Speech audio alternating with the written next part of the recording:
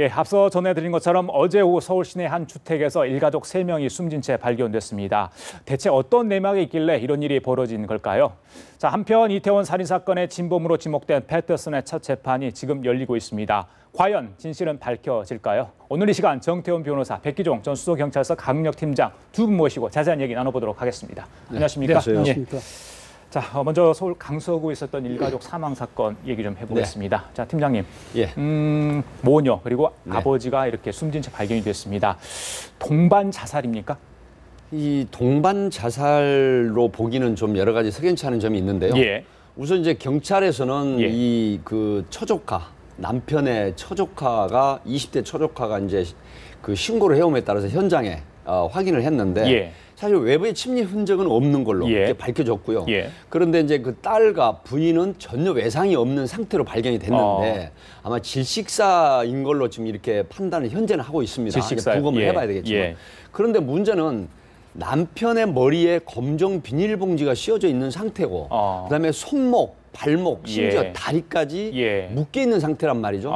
그래서 이 부분이 굉장히 석연치 않다 이렇게 보고 있는데 지금 그 가수팀에서 전하는 얘기를 들어보면 이 그 매듭끈 흔이라고 그래서 본인이 자살을 할 때 그 본인의 신체에 묶으면서 나타나는 주저흔 같은 그런 게 이제 엿보인다는 그런 지금 가수팀의 얘기인데 문제는 좀 더 정확한 그런 내막은 부검 결과를 보고 확인하고 현재 지금 통신 수사라든가 보험 관련이라든가 또 인근의 어떤 그 온화이나 감정 어떤 그런 부분들에 대해서 전반적인 수사는 하고 있지만 현재까지는 타살 혐의는 없다 이렇게 보고 있습니다. 그래요. 자, 변호사님, 사망한 남편 이 씨의 유서가 있었습니다.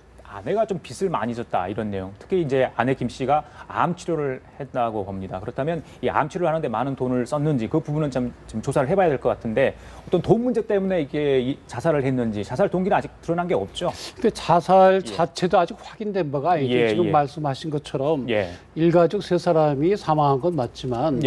뭐 모녀는 뭐 예를 들어 목을 졸라주겠다, 뭐 약을 넣어 주겠다 그렇게 볼 수가 있지만 가장의 경우에는 아직 사망 원인이 약물로 죽은 것인지 아니면 다른 원인이 안 나오고 있거든요. 그래서 우선 자살이라는 전제 하에서 얘기를 한다면 물론 타살이 될 수도 있습니다만 자살이라면 결국 이분이 이제 기초생활수급자라고 하는데 뭐 경제적인 어려움 때문에 부부간에 갈등이 있었을 가능성은 있습니다. 근데 유서에는 암 치료에 관한 게 전혀 언급이 없다고 하는 걸 보니까 아마도 그 이전부터 부부간에 갈등이 있어 왔고 자살이라고 한다면 본인이 더 이상 견딜 수 없다는 그런 그 좌절감에서 부인을 살해하고 본인도 이제 목숨을 끊은 걸로 보이고 다만 그 와중에 그 딸은 그 고등학생인데 공부를 잘한 모양이에요. 특목고를 다니는데 왜 딸까지 이렇게 데려가야만 했는지 그 점이 안타깝고 자식을 자기의 소유물로 생각하는 잘못된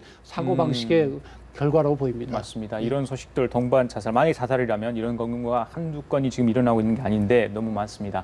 자, 팀장님, 방금 전에 말씀하셨지만 외부 침입 흔적이 없었거든요. 근데 남편은 그렇게 손발이 묶여 있었고 비닐봉지까지 머리에 이제 쓰고 있었는데 자, 우리가 추론할 수 있는 부분들 어떤 게 있을까요? 방금 말씀한 자살해서 주저를 했는지 아니면 정말 누군가 아는 면식범이 와가지고 어떤 타살 가능성이 있는 건지 그 부분은 어떻게 가능하겠습니까? 그래서 제가 앞에 말씀을 드렸지만 그 보험 관계, 사실 그 생명보험 관련한 그 자살 이장한 살인 사건이나 교통사고라든가 또 사고사로 이장하는 그런 살인 사건이 많거든요. 그래서 이 부분에 대한 수사를 또 중점적으로 하는 그런 상황이고 문제는 본인이 그 정작 남편 59세 된 남편이 지금 정태훈 변호사님 말씀하셨지만은 부인의 그 처조카한테 보낸 유서 형식의 편지에는 부인이 암투병으로 인한 어떤 경제적인 어려움이 있었다라든가 그다음에 어떤 가사 비용이 많이 들어갔다라든가 이런 언급이 전혀 없습니다.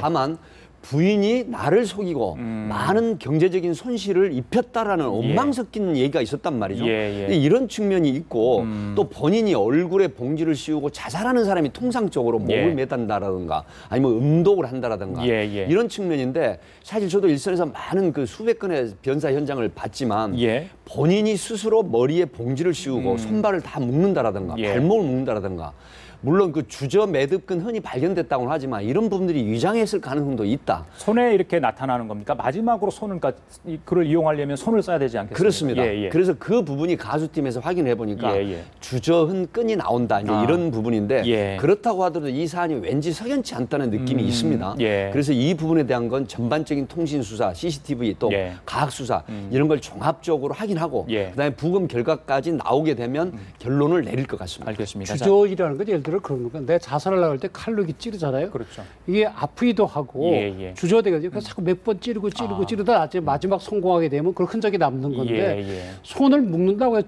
사람이 죽는 건 아니거든요. 그렇죠. 그 점에서 참 특히 가장의 예. 사망 원인에 대해서는 좀 예. 부검 결과를 봐야 이게 예. 확실하게 할 수 있는 겁니다. 그렇겠군요. 자, 변호사님, 그런데 예. 지금 이제 유서에 그 빚 이야기 했잖아요. 근데 예. 일가 친척들이 좀 빚을 뭐 갚아달라 이런 뉘앙스의 이제 유서를 남겼어요. 이게 일가 친척들이 그럴 빚을 갚을 의미가 있는 거예요? 법률적으로는 이제 우리 이제 민법에 따르면 예.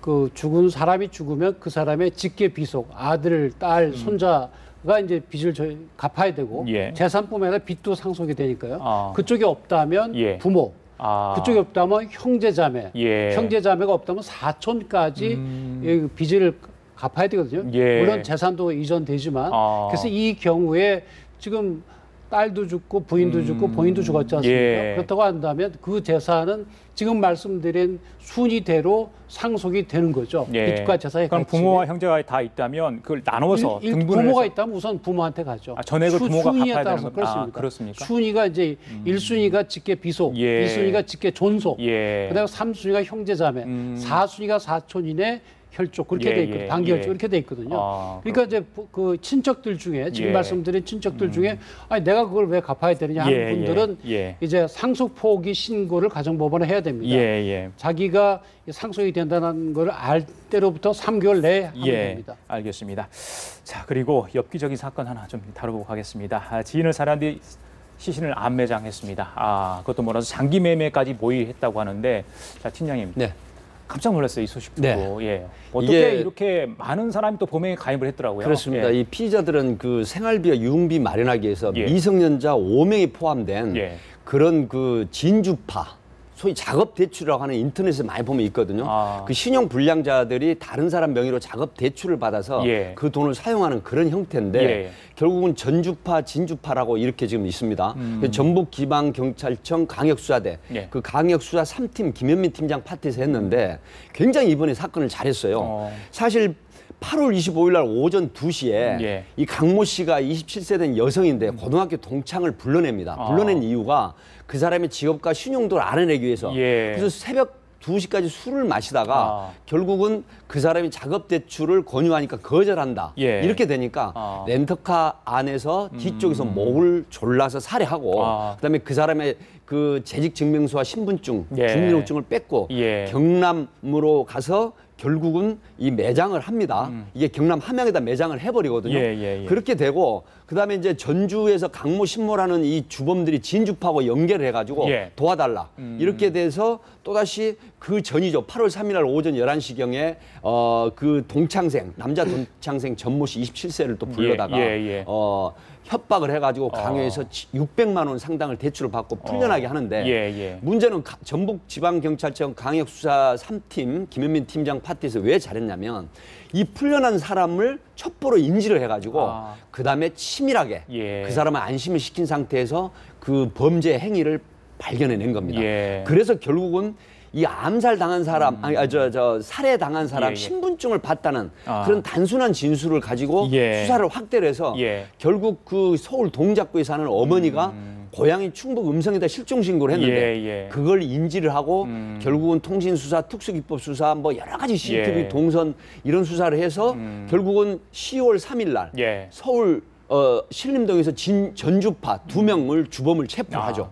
그렇게 돼서 이게 전반적으로 11명의 이 사건들 9명을 구속을 하고 나머지 3명, 2명 내지 3명을 불구속한 상태에서 지금 세상에 알려졌는데 가장 끔찍한 거는 고등학교 동창생, 그것도 여자 동창생이 자기 남자 동창생을 불러내서 살해하고 그다음에 또 그 청탁 대출을 받게 하는 이런 형태의 범죄를 했다는 것에 지금 세간이 깜짝 놀라고 있습니다. 정 교사님, 지인을 술자리에 불러내고 신용 등급을 확인하고 다 이게 치밀하게 계획된 것 같습니다. 그렇죠. 계획된 거죠.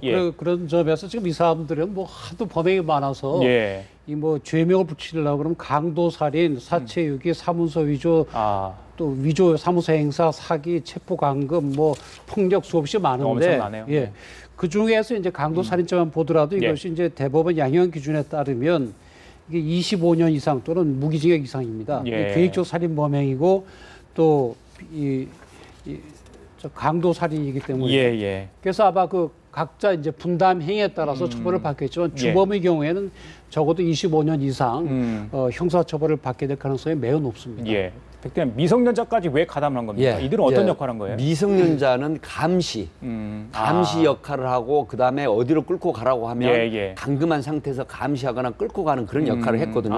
그래서 이제 주로 미성년자, 19세 미만자들은 바로 경상남도 진주에 있는 진주파 소속 그 작업 대출 파들입니다. 그래서 이제 어떻게 연계가 됐느냐, 전주파하고 진주파가 어떻게 연계됐느냐 확인해 보니까 인터넷에 작업 대출이라는 이런 그 명목하에서 서로 연락을 해서 그다음에 역할을 분담해 가지고 이런 범행을 해서 그다음에 범행에서 이루어진 5천만 원과 600만 원을 서로 분배하는 이런 형태의 범행을 했는데, 사실 이게 보면 피해자는 실종된 상태로 지금 됐잖아요. 그 동작구에 사는 어머니가 실종 신고를 충북 음성에다 했는데 지금 결국은 백골 상태로 경남 함안에서 발견됐거든요. 이런 충격이 주는 게 1년에 한 해 실종 신고가 보통 1만여 건이 되고 있습니다. 전국 지방 간세에. 그런데 구체적으로 한 250명 정도가 소재 불명으로 확인됩니다. 그렇다고 하면 이러한 사건을 만약 경찰에서 수사를 안 했을 때 영구 미제로 돼버리고 실종 사건으로 끝나버리거든요. 이런 측면에서 이번에 전북지방경찰청에서 굉장히 수사를 잘했다.